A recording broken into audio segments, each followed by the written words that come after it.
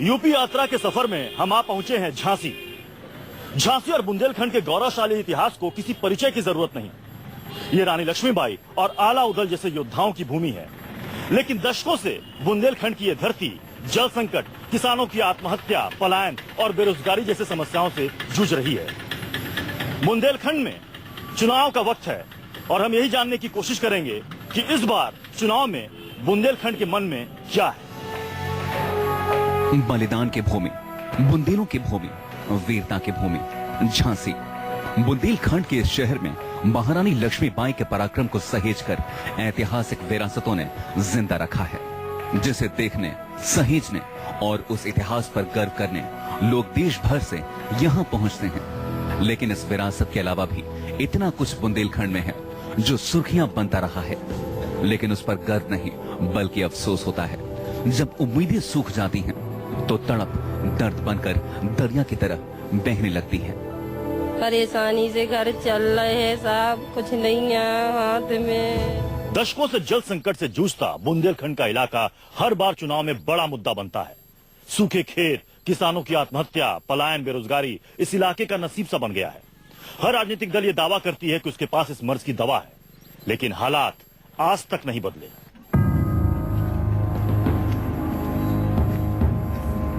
चुनावों में सूखा इस बार भी मुद्दा है और पहले भी रहा, लेकिन अफसोस इस बात का है चुनाव होते ही नेताओं के वादे भी सूख जाते हैं और उनकी आस में किसान दम तोड़ने लगते हैं।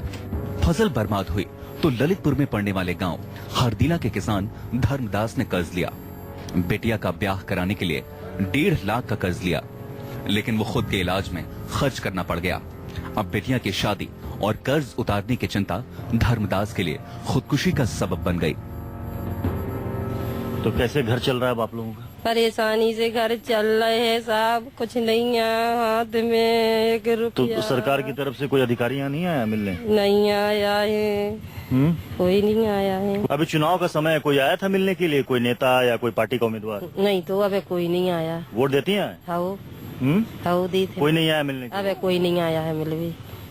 तो उनको तो पता होगा, जानकारी होगी इस घर के बारे में, यहाँ पर एक आत्महत्या हुई है। कोई नहीं आया मिलने? कोई नहीं आया है मिलवी। अबे कोई नहीं आया है। बीवी के आंसू और बिटिया की सूनी आंखें इनके घर के हालात को बता रहे हैं, लेकिन वो फिर आएंगे और इनके जज्बातों पर वादों का मरहम लगाकर चले जाएंगे और हर बार की तरह ये उम्मीद बांध कर बैठ जाएंगे कि कुछ भला होगा, मुआवजा मिलेगा। लेकिन कोई इन्हें जरा ये भी बता दे, चुनावों में सिर्फ बातों की रीत है, उसे पूरा करने का दम नहीं। यकीन न हो तो पवा गांव की तस्वीर देख लीजिए। केंद्रीय मंत्री उमा भारती ने इसे गोद लिया था।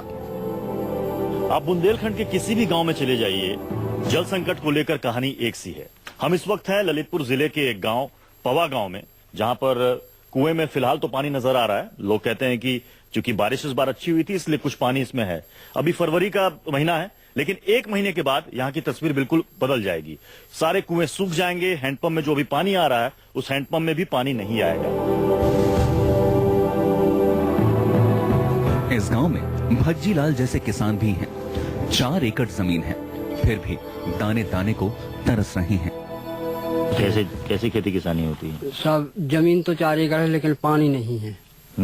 पानी नहीं है। फिर जब पानी हो जाता है तो कभी तालाब की सिंचाई से ले लेते हैं, तो तालाब में मछली पालन हो जाता तो उससे बंद कर देते हैं। तो अपने उल्टा सीधा काम करते हैं साहब। तो फिर घर कैसे चलता है? अब ऐसे चल रहा है, मजदूरी, लड़के मजदूरी करते हैं हम लोग।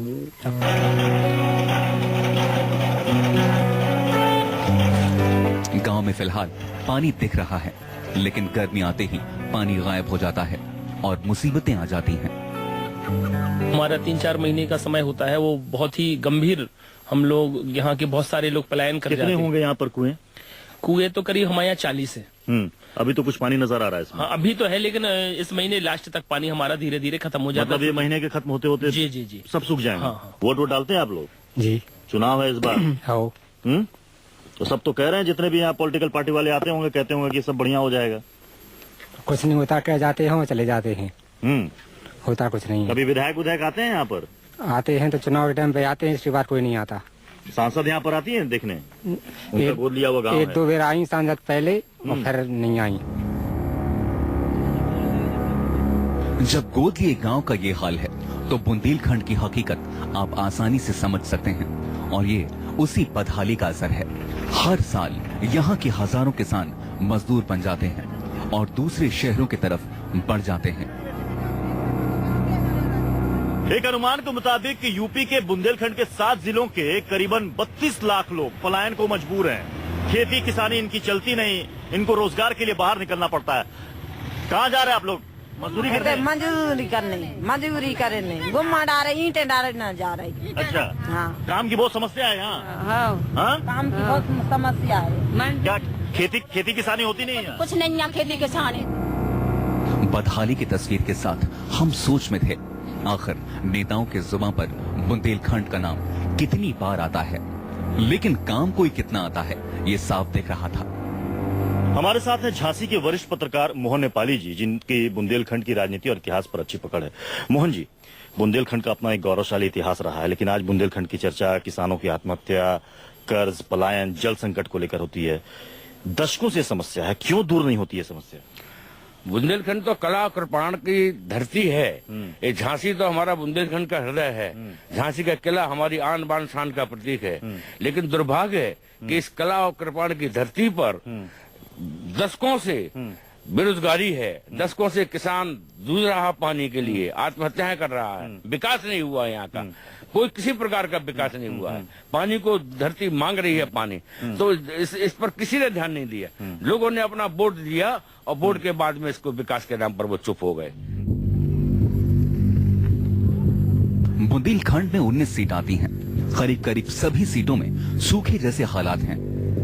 ऐसे में चुनाव प्रचार में इसका जिक्र जरूर होता है। आगे बढ़ते हुए हमें रास्ते में चुनाव प्रचार करते हुए यूपीए में मंत्री रहे कांग्रेस के प्रदीप जैन मिल गए। वो अपनी सरकार की उपलब्धियां गिनाने लगे जो हमें तो नहीं दिखाई दी। हमारे साथ है प्रदीप जैन जी, जो कि झांसी के पूर्व सांसद हैं, यूपीए सरकार में मंत्री भी रह चुके हैं केंद्र में, और इस वक्त चुनाव प्रचार में जुटे हुए हैं इस पूरे इलाके में। प्रदीप जी, इस बार क्या लग रहा है? आप तो समाजवादी पार्टी से गठबंधन भी है, इस बार कांग्रेस कितनी सीटें लाएंगी? मैं समझता हूं बुंदेलखंड के अंदर हमारे प्रधानमंत्री जी ने जब से खाली ट्रेन भेजी जिससे लोगों की प्यास बुझे, उस समय से पूरी की पूरी बुंदेलखंड की जनता इस अपमान को बर्दाश्त करने की स्थिति में नहीं है और वो इसका बदला वोटों में देगी।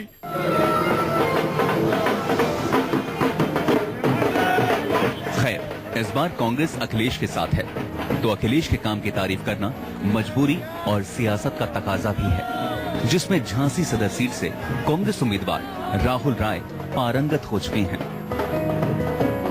हमारे साथ है राहुल राय जी, झांसी सदर सीट से कांग्रेस के उम्मीदवार। राहुल राय जी, किन मुद्दों को लेकर इस बार चुनाव में हैं आप?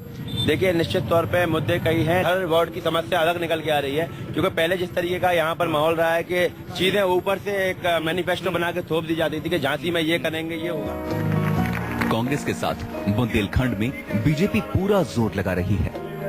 झांसी समेत यूपी के पूरे बुंदेलखंड में 23 फरवरी को मतदान होना है, लेकिन उससे पहले यहाँ पर चुनाव प्रचार अपने चरम पर है। कहीं जनसभाएं चल रही हैं तो कहीं जनसंपर्क अभियान चल रहा है। हर पॉलिटिकल पार्टी और उम्मीदवार वोटरों को अपने पाले में लाने की हर संभव कोशिश कर रहा है। 2012 में झांसी से रवि शर्मा जीते थे। इस बार भी वो चुनाव मैदान में हैं। इस बार वो कहते हैं, हम तो मोदी के दम पर चुनाव जीत जाएंगे। हमारे साथ हैं झांसी सदर सीट से विधायक रवि शर्मा जी, बीजेपी के विधायक हैं। रवि शर्मा जी, इस बार आप, हमने देखा अभी लोगों से जो बातचीत कर रहे थे, आप कह रहे हैं कि मोदी सरकार को वोट दो। मोदी के नाम पर वोट मांग रही है बीजेपी, डेवलपमेंट के नाम पर मांग रही है, पार्टी के नाम पर, या फिर आपने जो काम किया उसके नाम पर? नहीं, देखिए, हम आपको बताएं, सबसे बड़ा मुद्दा है राष्ट्रवाद, लेकिन हम लोग चाहते हैं उत्तर प्रदेश का विकास। अब की बार हमने लोगों से आह्वान किया है कि देखो, अब की बार इसे पर्व के रूप में लेना। इस लोकतंत्र के महायज्ञ में आपकी आहुति हो तो उसके पहले आप अपने बच्चों की शक्ल देखना। उधर बीएसपी के उम्मीदवार कहते हैं, किसानों को मुआवजे के नाम पर केंद्र और राज्य सरकार दोनों ने बेवकूफ बनाया। इस बार बीएसपी आएगी और किसानों को उनका हक दिलाएगी। हमने कई लोगों से बात की, किसानों से बात की, ऐसे परिवार ऐसे घर में भी गए जिनके एक सदस्य ने आत्महत्या कर ली। क्यों वो कहते हैं कि कोई सरकार, कोई नुमाइंदा उनसे मिलने नहीं आता? देखिए, जो प्रदेश की सरकार है वो किसान विरोधी है और बहुजन समाज पार्टी जो सरकार की इसी तरह की नीतियां हैं जो किसान विरोधी है, व्यापारी विरोधी है, मजदूर विरोधी है, उनका बहुजन समाज पार्टी मजबूती के साथ विधानसभा में विरोध करती रही। इन्हीं सब मुद्दों के साथ चुनाव प्रचार जोरों पर है, लेकिन एक इलाका ऐसा है जहां के लोगों ने वोट नहीं देने का फैसला किया है। हम इस वक्त हैं झांसी शहर के गुमनावाड़ा मोहल्ले में। यहाँ के लोग पानी की कमी से इस कदर परेशान और नाराज हैं कि इन्होंने इस बार नोटा का बटन दबाने का फैसला किया। इलाके में पोस्टर लगा है, पानी नहीं तो वोट नहीं। इन्होंने बकायदा रजिस्टर में लोगों से साइन भी करवाए और एक अपील कर रहे हैं कि इस बार हम नोटा का बटन दबाएंगे। कितने लोगों ने अब तक किया है और कितनी पूरी आबादी है यहाँ की? यहाँ लगभग 10-15 हजार लगभग लोग हैं और अभी तक हम लोगों ने हमारे क्षेत्र में 260 लोग से पर घर से एक लोगों ने, ये लगभग 10-15 साल से।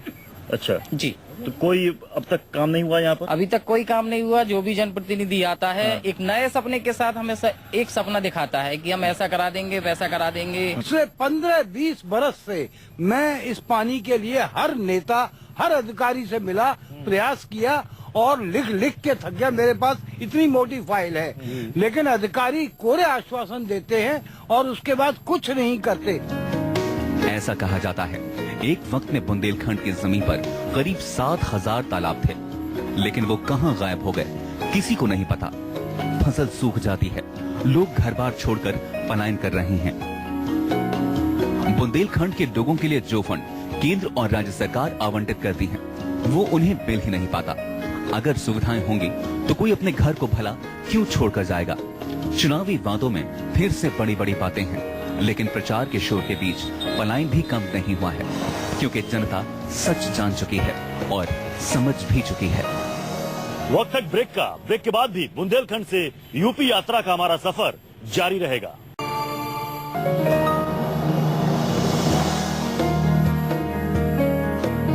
हम इस वक्त बुंदेलखंड विश्वविद्यालय में, हमारे साथ कई छात्र मौजूद हैं। जानते हैं कि युवाओं के मन में चुनाव को लेकर इस बार क्या है। वोट डालती हैं आप? हाँ सर। इस बार किस मुद्दे पर वोट डालिएगा? इस बार हम मोदी सरकार को देंगे। उन्होंने जो भी अभी जितने भी काम किए हैं, जैसे नोट एक्सचेंज किए हैं, बहुत सही काम किया है और मुझे लगता है वो आगे जाके भी बहुत सही काम करेंगे। कई लोग तो नाराज हैं नोटबंदी से। देखिए, नोटबंदी से मोस्टली लोग नाराज है, बट अकॉर्डिंग टू मी उनका डिसीजन बिल्कुल एग्जैक्टली राइट है, क्योंकि करप्शन इतना ज्यादा बिल्कुल बढ़ गया था और यूपी में तो ये बहुत जरूरी है। झांसी को जहाँ तक मैं बात करूँ तो डेवलपमेंट के लिए भी अभी तक इतने टाइम से बीजेपी आई हुई नहीं है और सपा भी बिल्कुल रही हुई है और बसपा भी रही हुई है, but according to me this time Modi ji को चांस मिलना चाहिए। एक चांस तो बिल्कुल बनता है। यूपी में बीजेपी आना चाहिए, exactly according to me even.